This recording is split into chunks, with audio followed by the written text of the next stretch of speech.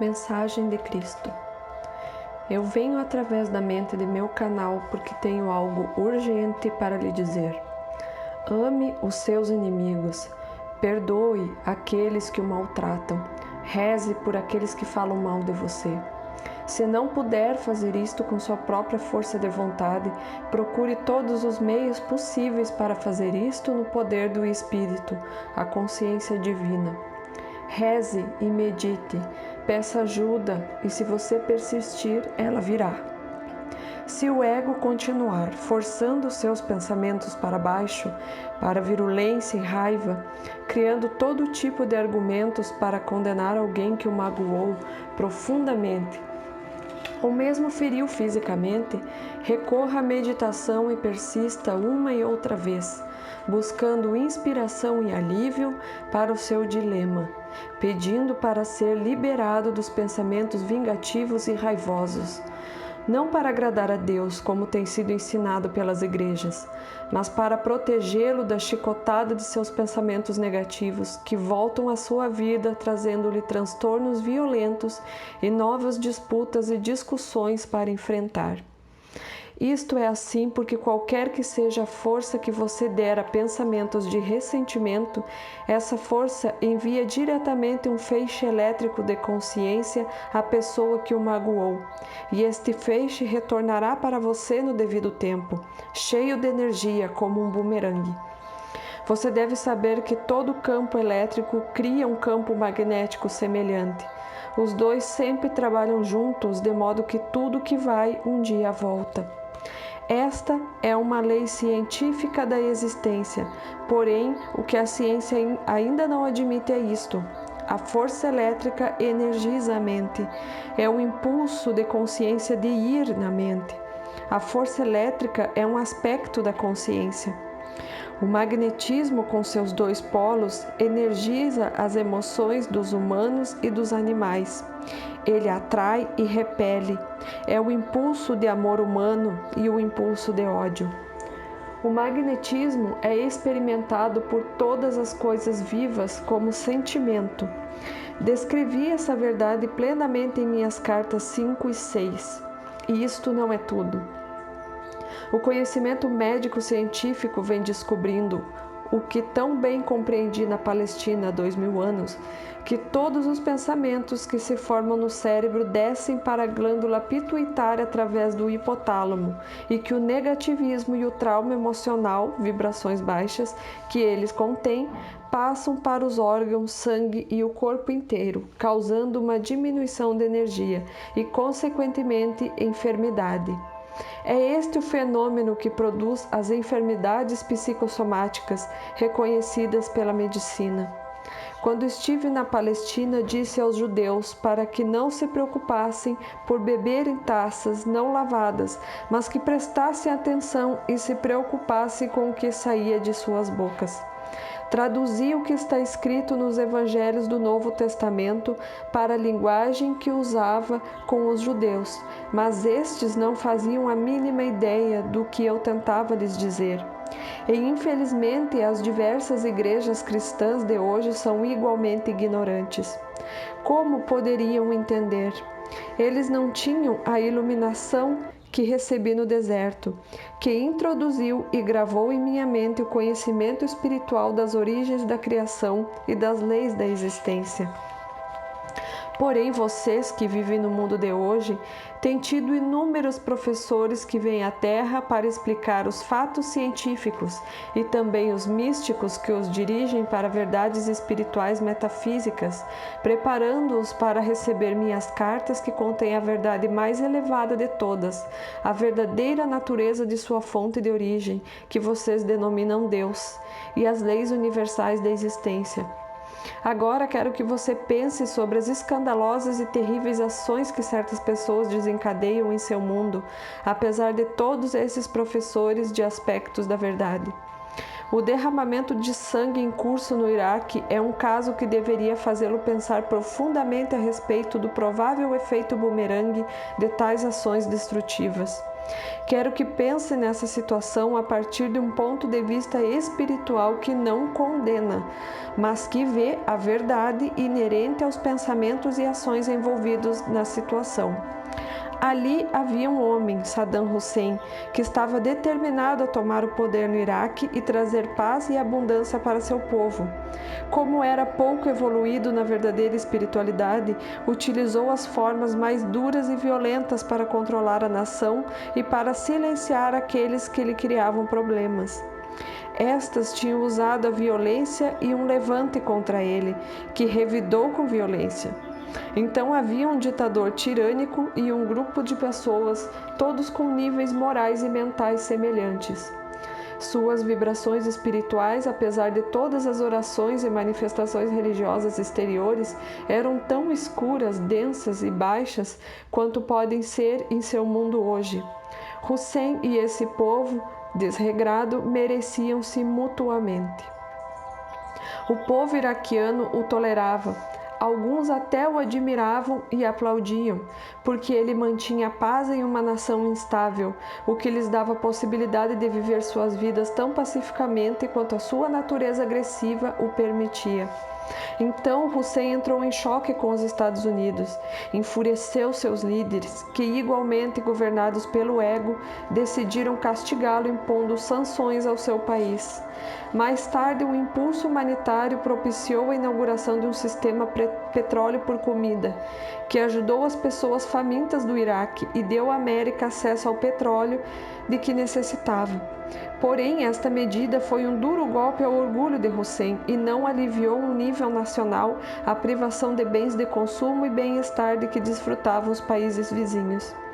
Desejo que você e os povos do mundo pensem com empatia sobre o enorme volume de ressentimento, ódio e angústia provocados pelos atos de uma nação forte com toda a sua abundante riqueza, armamentos, soldados, marinheiros e aviadores treinados. Compreenda que tal emoção nacional se transforma em uma força viva de destruição de grandes proporções. É certo que ninguém que estivesse verdadeiramente no caminho de Cristo, o meu caminho, teria tido um comportamento tão violento ou sádico. Confrontado com o problema de tratar com Saddam Hussein, um líder esclarecido nas leis espirituais e científicas da existência teria pedido uma reunião com pessoas iluminadas para meditar e pedir orientação. Minha orientação certamente teria sido a de pedir um encontro com Saddam Hussein e lhe apontar a tragédia que provavelmente resultaria de um impasse entre os dois países. Um líder esclarecido, ao invés de tratar Hussein de cima para baixo e ameaçá-lo com uma guerra, pediria a ele e seus conselheiros para elaborarem um documento, um acordo em que ambos os países poderiam viver em amizade e que promoveria um programa de crescimento e enriquecimento nacional para ambos os países. Tal líder então leria as propostas iraquianas para estabelecer a paz e a harmonia e as discutiria pacificamente com o desejo sincero de estabelecer o bem-estar para todos. Ele pediria às pessoas iluminadas que meditassem e lhes propusessem qualquer ajuste que fosse recebido durante a meditação. Deste modo, as pessoas subjugadas por Saddam Hussein teriam sido gradativamente libertadas da repressão de um tirano. O próprio Hussein teria visto os benefícios derivados de uma abordagem pacífica, ao invés de agressiva. Os Estados Árabes teriam ficado impressionados com o êxito do empreendimento, e isto teria feito com que os muçulmanos repensassem sua atual interpretação do Corão. Qual é, porém, a forma terrena de agir, geralmente reconhecida e aceita? O que é o espírito humano, o ego humano praticado hoje? Considere se pode haver algum benefício duradouro por trás do comportamento descrito a seguir. Uma nação em paz, um povo em paz, já privado das facilidades do comércio normal com outras nações, é bombardeado a cada noite. Seus edifícios construídos com grande esforço e gasto de dinheiro e que ofereciam diversos serviços ao povo são destruídos. Noite após noite, gente inocente é submetida ao terror das bombas, perguntando-se onde cairão, quem será atingido, seremos encontrados sob os destroços? Perderemos algum membro da família? Morreremos todos? O que fez essa gente para merecer tal suplício, a não ser sujeitar-se à tarefa de tentar viver tão bem quanto possível sob o governo de um tirano a quem os Estados Unidos odiavam? Além disso, outro tirano fanático enviou aviões para destruir as torres gêmeas do World Trade Center em Nova York. Um grande grito de fúria, raiva e vingança elevou-se do povo americano, uma vez que perderam-se muitas vidas de pessoas queridas naquela destruição. Desde então, a cada ano acontecem nas igrejas cristãs cultos religiosos recordando os mortos e muitíssimas lágrimas são derramadas por elas em um dilúvio de dor. Pense por um momento nesses cultos cristãos. Fala-se em perdoar aqueles que foram os instrumentos dessa destruição. Os americanos derramam lágrima pelos inocentes que morreram sob a chuva de bombas lançadas noite após noite, sem outra razão senão ódio cáustico contra Hussein? São realizados cultos pelos inocentes iraquianos mortos? Eles pensam alguma vez que se mataram inocentes que não tinham como se proteger das armas terríveis dos Estados Unidos e que nunca lhes haviam causado nenhum mal? Considere o peso do estresse emocional desencadeado por toda essa insuportável e arrogante destruição de outro país. Destruição esta que libertou todos os grupos de combatentes rebeldes que Hussein havia mantido sob controle, provocando o modo mais vil de matar outras pessoas, os homens-bomba. Toda vez que essas bombas explodem matando pessoas inocentes, os americanos que apoiaram a guerra contra o Iraque deveriam perceber que foi o seu apoio que tornou possível esses atentados suicidas. Pense no desencadeamento das gigantescas vibrações emocionais de terror, ódio e vingança que agora se dirigem para os Estados Unidos. De que forma pensam os americanos que toda essa energia de ódio se manifestará contra eles? Será manifestada como a morte e destruição. É uma lei da existência. Até as igrejas cristãs dizem crer nessa lei. Onde não há perdão, há retribuição sob a forma de causa e efeito. O perdão completo, total e amoroso dissipa as energias violentas do ódio. Sem o perdão, elas ganham força a partir do ressentimento contínuo para com o oponente. Leia o texto sobre as falhas em seu planeta e pergunte a si mesmo como toda essa carga terrível de ódio se manifestará. Quem na América será cedo ou tarde o alvo?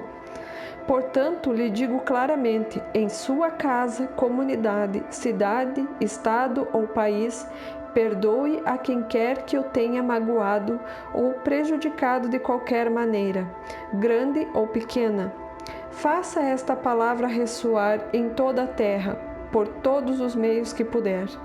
E se não puder perdoar facilmente, porque o seu ego não o permite, então traga a sua dor e raiva à consciência divina, que chamei o Pai quando estava na Palestina, e peça que o seu influxo de força orientadora espiritual alivie suavemente e facilite a eliminação do peso em sua mente.